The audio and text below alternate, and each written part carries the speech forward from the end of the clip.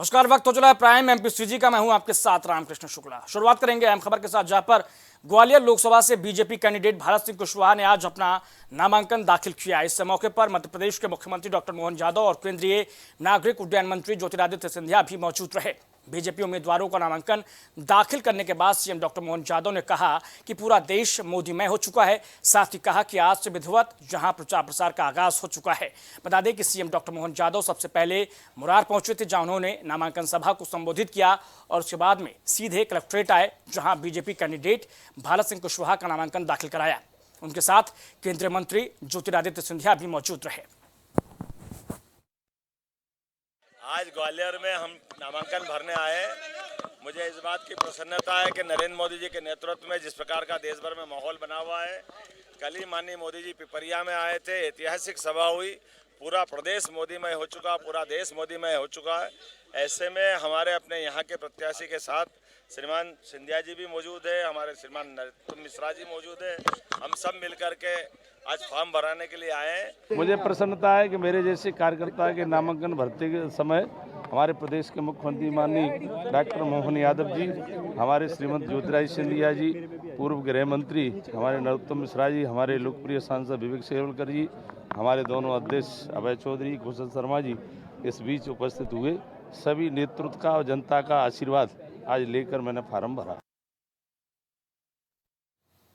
इस बीच ग्वालियर पहुंचे केंद्रीय मंत्री ज्योतिरादित्य सिंधिया ने कांग्रेस पर बड़ा हमला बोला। कहा कि पहली बार राहुल गांधी के सवाल पर उन्होंने ये हमला बोला है। एक झटके में महंगाई खत्म करने के राहुल गांधी के बयान पर उन्होंने पलटवार किया। साथ ही बीजेपी के संकल्प पत्र को कांग्रेस द्वारा माफीनामा का नाम दिए जाने को लेकर भी उन्होंने कांग्रेस पर हमला बोला है। जनता की अदालत में, जनता के चरणों में शीश झुकाकर उनके आशीर्वाद ग्रहण करने की आकांक्षी मैं हूं। आज ग्वालियर का नामांकन भी है। भरत सिंह जी के साथ मिलकर भारतीय जनता पार्टी की सेवा, सुशासन और गरीब कल्याण की नीति के आधार पर ग्वालियर में भी भारतीय जनता पार्टी का परचम लहराए, इसी संकल्प के साथ हम लोग आगे बढ़े। देखिए, जिस कांग्रेस पार्टी ने वादा खिलाफी अपनी नीति बनाई है, जिस कांग्रेस पार्टी ने भ्रष्टाचार अपनी नीति बनाई है, जिस कांग्रेस पार्टी ने सनातन धर्म को नष्ट करने का संकल्प अपना वादा बनाया है, जिस कांग्रेस पार्टी ने शक्ति को विनाश करने का संकल्प अपना लक्ष्य बनाया है, उस कांग्रेस पार्टी को पूर्ण रूप से जनता ही त्याग देने वाली है। इसका हमें पूर्ण। दमोह लोकसभा क्षेत्र में मतदान का प्रतिशत बढ़ाने के लिए प्रशासनिक अमला बेहद ही सक्रिय हो गया है। वोटिंग प्रतिशत बढ़ाने के लिए कलेक्टर खुद घर घर जाकर पर्चियां बांटने का काम कर रहे हैं। दरअसल दमोह कलेक्टर सुधीर कुमार कोचर ने लोकसभा चुनाव में वोटिंग प्रतिशत बढ़ाने के लिए अनूठी मुहिम छेड़ दी है। वो लोगों के घर घर जाकर मतदाता पर्ची का वितरण कर रहे हैं। अधिक से अधिक संख्या में मतदान केंद्र पहुंचने की अपील भी कर रहे हैं। मेरे घर कलेक्टर साहब आए हैं। मैं और कलेक्टर साहब सभी से अपील कर रहे हैं कि सभी लोग मतदान करें। क्या नाम है आपका? शोभित की बात सुनिए, शुभ की बात सुनिए। मतदान करना शुभ है, इसलिए सभी लोग मतदान करने के लिए आए 26 अप्रैल। Thank you. सूबे की ग्वालियर पुलिस को बड़ी कामयाबी हाथ लगी, जहां पुलिस की गिरफ्त में आए एक शराब तस्कर बलात्कार का भी आरोपी निकला। पकड़े गए आरोपी के खिलाफ महिला थाने में केस दर्ज है। रेप के मामले में लंबे अरसे से फरार था और शराब का अवैध काम कर रहा था। प्रशिक्षु आईपीएस और बिचौली थाना प्रभारी अनूप बेनीवाल ने बताया कि दुहिया गांव में अवैध रूप से शराब बेचने का मामला सामने आया था। पुलिस जब ग्राम दुहिया में पहुंची तो पता चला कि आरोपी हरिंद्र गुर्जर के खिलाफ बलात्कार का भी मामला दर्ज है, जिसमें महिला थाने की पुलिस उसे लंबे अरसे से ढूंढ रही थी।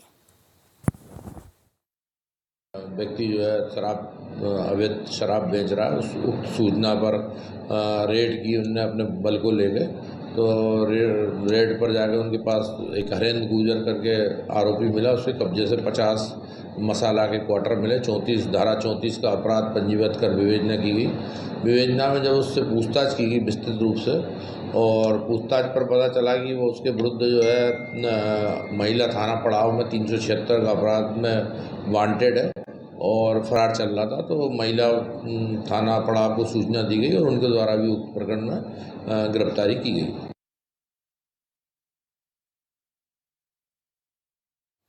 खबर मंदसौर के गरौठा थाना इलाके के ग्राम जुना पानी गांव से, जहां एक किसान की हत्या कर बदमाशों ने शव को दफन कर दिया। दरअसल बीती रात किसान कालू सिंह खेत पर सो रहा था। अज्ञात बदमाशों ने कालू सिंह की हत्या की घटना को अंजाम दिया और शव को दफन कर फरार हो गए। वहीं हत्या की घटना सामने आते ही गरौठा थाना पुलिस मौके पर पहुंची और दफनाए गए शव को निकाला और हत्या की जांच शुरू कर दी है।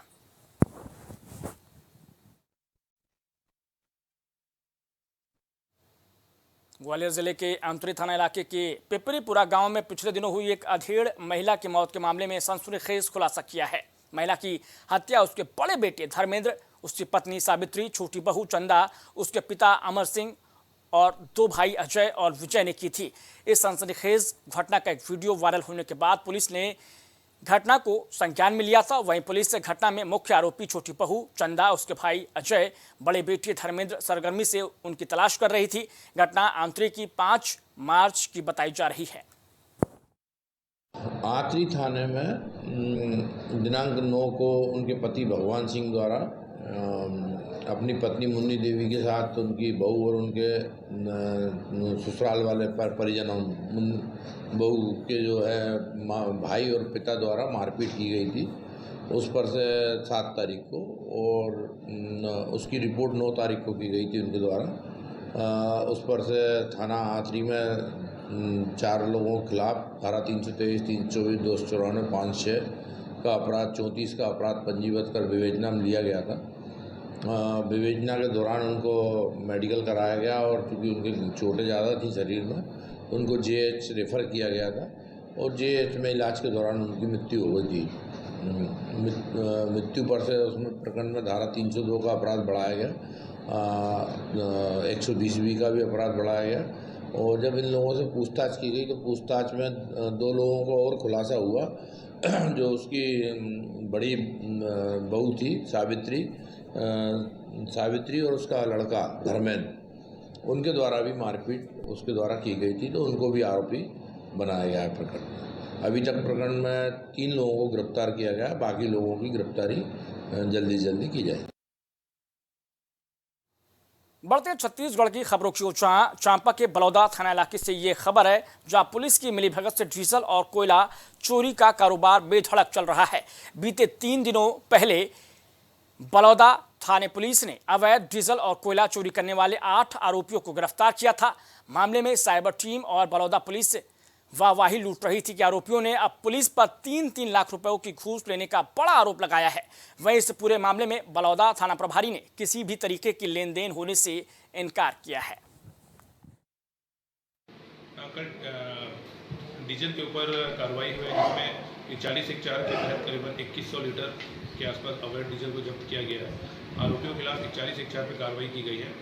आरोपी सभी निवासी बुडगहर के थे, जिसमें एक अभिमन्यु कुर्रे, समीम खान और एक विनोद बनर्जी का।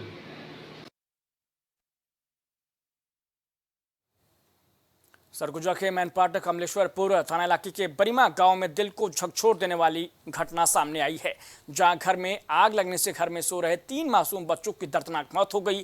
दरअसल देर रात किसी अज्ञात कारण से घर में आग लग गई थी। इसके वजह से घर में सो रहे 3 बच्चों की जिंदा जलकर मौत हो गई है।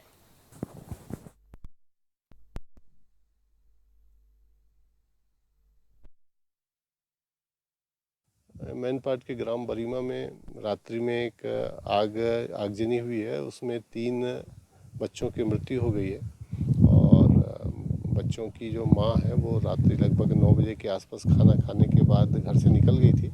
घर के सामने वो साइकिल बंद करके गई थी और इसी दौरान रात में आगजनी हुई है और जिसमें 3 बजे जब वापस आई तो देखी कि आग लगा हुआ है और उसके आसपास के लोग बुझाने की भी कोशिश कर रहे थे।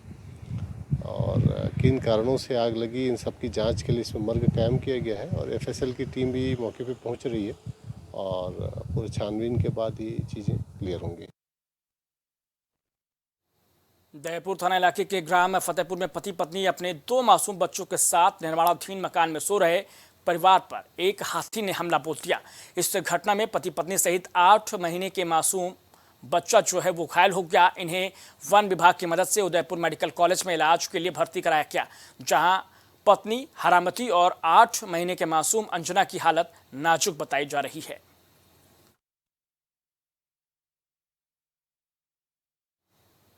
तो इस बुलेटिन में इतना है, लेकिन प्राइम टीवी पर खबरें लगातार जारी हैं। कुछ भाव पुष्प। आप देख रहे हैं प्राइम टीवी, सच साहस सरोकार। हरी कृपा रामबाण तेल इस्तेमाल करने का क्या प्रभाव पड़ा? मैम, हमने टीवी पे ऐड देखा रामबाण तेल का, तो उसको मैं बच्चों से कह के मंगवाया। मेरे घुटनों में दर्द काफ़ी देरों से रहती थी। फिर उसको मैं 10-15 दिन इस्तेमाल किया। उसके बाद मेरे को काफ़ी राहत महसूस हुई। कामकाज में, भाग दौड़ में मेरा काफ़ी मतलब ठीक ठाक रहा।